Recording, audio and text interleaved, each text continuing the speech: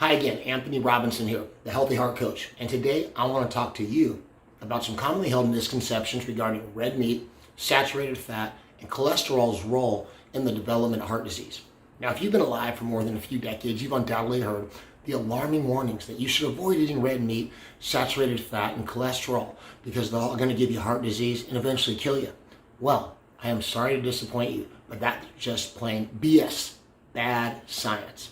The misinformation has been at the foundation of heart health nutritional advice from the medical community for the better part really of the last half century. But yet, even after following this advice for decades, heart disease remains the #1 cause of death for both men and women worldwide. Now, to understand how meat and saturated fat got such a bad rap, we need to go back in time briefly to the year 1955. And that's when a physiologist named Ancel Keys introduced the lipid hypothesis, which has since become known as the diet heart hypothesis. And this study found that when cholesterol levels increased, the incidence of heart disease also increased. And when you reduce cholesterol in the diet, the incidence of heart disease decreases. You see, Keys and his cohorts found that saturated fat raised cholesterol more so than unsaturated fat. And since saturated fats are found principally in red meat, then red meat must then be bad for your health. That's what they surmised. Later, though, Keys followed up his lipid hypothesis study with his 7-country study in 1970, which supported his earlier work and showed that countries whose populations consumed lower amounts of saturated fat had relatively lower levels of heart disease. However, in retrospect, it was found that Keys had handpicked the number of 7 countries that fit his theory, while ignoring the 15 countries whose population ate higher levels of saturated fat, but yet showed no increase in the incidence of heart disease.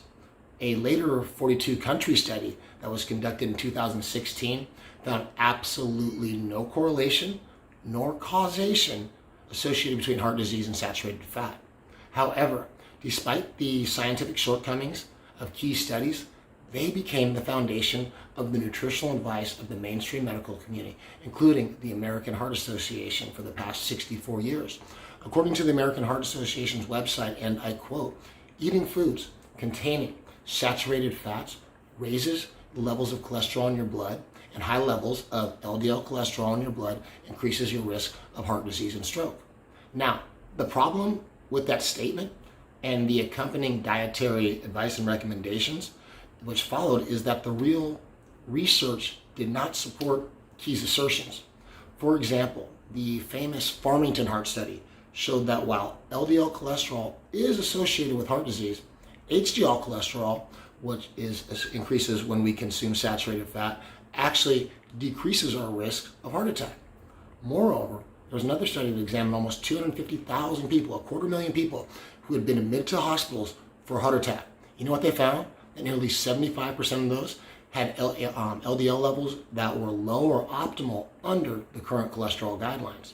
Now, another study, the largest of its kind at the time in 2016, compared people who had fed diets high in saturated fats to those who were fed diets that removed most of the saturated fat and replaced them with unsaturated vegetable oil. And they found, yes, the vegetable oil group did have lower cholesterol levels, but higher mortality rates. You see, they died sooner than the saturated fat eaters. An additional study published in the Annals of Internal Medicine found absolutely zero link between saturated fat and heart disease. And it concluded that the guidelines that tell us to avoid saturated fat are not supported by scientific evidence. I touched upon earlier that one of the biggest studies to rebuke the saturated fat guidelines and advice to avoid red meat took place in 2016.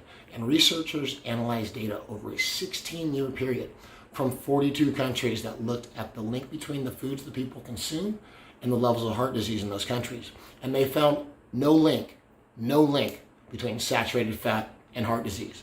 The foods they found to be most associated with heart disease, they were high glycemic carbohydrate, things like bread, cereals, potatoes, crackers, and pasta noodles. Do you want more evidence, though, that meat does not cause heart disease? Well, according to Dr. Stephen Nissen, the chairman of cardiovascular medicine at the Cleveland Clinic, the #1 heart hospital in the world, He says the evidence does not support the widely held belief that we should limit saturated fat and cholesterol in our diets. Furthermore, in 2017, Dr. Salim Youssef, who is one of the top cardiologists in the world, he also happens to be the president of the World Heart Federation, he said, again, contrary to common beliefs, the current recommendations to reduce saturated fats have no scientific basis. And when he was pressed further and asked, what does cause heart disease? Dr. Youssef replied, simply refined, processed carbohydrates. He went on to say that when you eat a hamburger, throw away the bun and eat the meat. But just because meat has been exonerated as the cause of heart disease, that doesn't mean you can go out and eat all the meats you can get your hands on. That's again because not all meats are equal. You see, some meats can and do contribute to disease. Now, the real problem again with meat, it is not saturated fat, it is not cholesterol. Follow me here. The problem with meat is the types of meat that we are eating. You need to understand that the meat that is most commonly sold in your local market or grocery store is not the same type of meat that our Paleolithic ancestors ate. It's not even the same type of meat that many of our parents and grandparents ate. The cows of today, quite frankly, are not the cows of yesteryear. The majority of meat today is raised on what is known as factory farms. Now, on these factory farms, cattle are confined and live in pens where they are basically packed in like sardines. In order to keep costs low, now the cattle on these factory farms, they are fed corn and sheep grain diet and also what's known as byproduct feed. And this byproduct feed is a hodgepodge mix with government approval that can consist of things like chicken manure and chicken feathers, even bubblegum and candy, as well as even some sewage products and aluminum foil. Now, let me ask you a question. How do you think that impacts your body and your health when you eat things that have literally eaten a diet of garbage? It's not good. You need to understand it's not just about what you ate. It's also about what you ate. Again, it's not about what you eat. It's about what you ate. You know, because it's not just the pro-inflammatory diet these cattle are fed.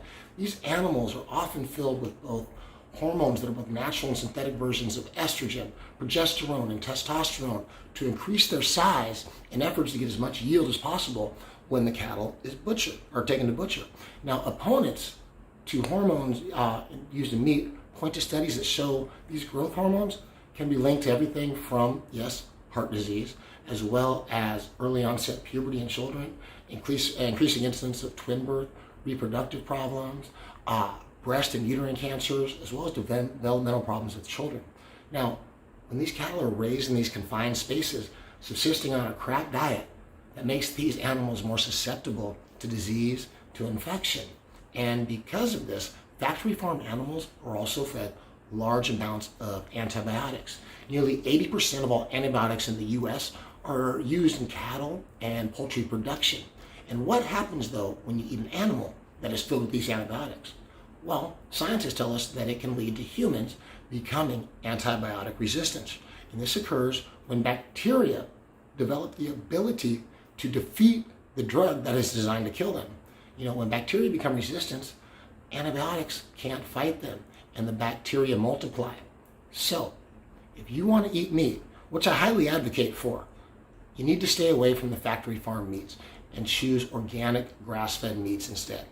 You see, grass-fed meat is meat that is raised in the way they did throughout history prior to this relatively new advent of these commercial factory farms. See, cattle were not genetically designed to subsist on these highly inflammatory diets of corn and grain and crap. Throughout history, cattle graze on a diet of fibrous grasses, plants, and shrubs. This is their natural diet.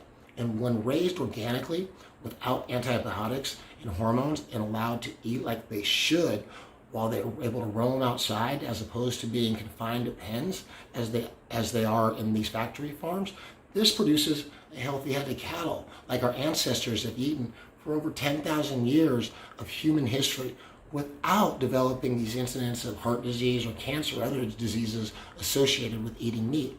In fact, there are significant health benefits linked to eating organic grass-fed meats. Grass-fed meat is known to be one of the most nutrient-dense proteins on the planet, It has a remarkably high micronutrient profile compared to grain-fed beef. First of all, grass-fed beef contains much more of the healthy omega-3 fatty acids, unlike factory farm meats, which are much higher in the inflammatory omega-6 fatty acids. It is also the richest source of an amazing fatty acid called CLA, conjugated linoleic acid.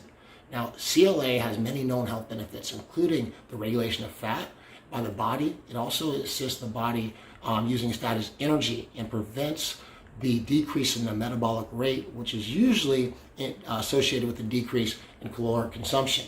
Now, CLA also plays a role in the prevention of heart disease by preventing the deposition of plaque and lipids in the arteries. Now, this is a key factor in the development and progression of heart disease. CLA may also help prevent heart disease by acting as an antioxidant and lowering blood pressure.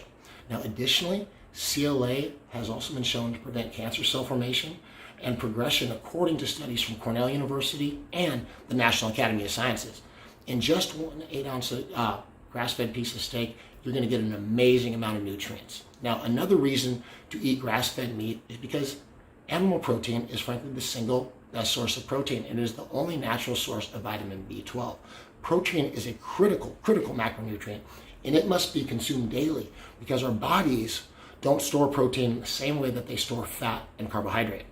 Now, the recommended daily intake for protein is 0.8 grams per kilogram or 0.36 grams per pound of body weight. You want to ensure you're getting enough protein. It becomes even more important as we age because we want to maintain our muscle mass and help prevent sarcopenia, which is the age-related loss of muscle mass. But to put it simply, eating the right types of meat, though, is both tasty and healthy. However, one of the other big knocks against meat was that it's fat and cholesterol content. But we know that's BS, bad science, right? Because so much so that the USDA removed its recommended limits for dietary cholesterol and fat consumption in 2015. Why? Because, as we established in detail, the science, frankly, simply does not back up the previously negatively associated health concerns with saturated fat and cholesterol. However, with all that said, I will say there is one drawback to organic and grass-fed meats. And frankly, that is their cost.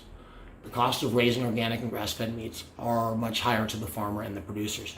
So it's cost us more at the store, and frankly, rightfully so. Because if there's one thing that's true across the board, it really is that quality does cost. So, deciding though to eat meat is a personal choice. But at least you know now that eating the right types of meat won't give you heart disease, won't kill you. But remember, you want to choose organic, grass-fed beef, lamb, organic and pasture-raised pork, as well as bison, elk, and venison. And you're going to want to stay away, when all possible, stay away from conventional factory farm beef, lamb, pork, as well as conventionally processed meats to keep yourself the healthiest. So thank you for stopping by and watching this video. And if you haven't already done so, please subscribe to my channel to get the latest heart health videos with me every Tuesday and Thursday. All right, have a great day, and I will see you next time.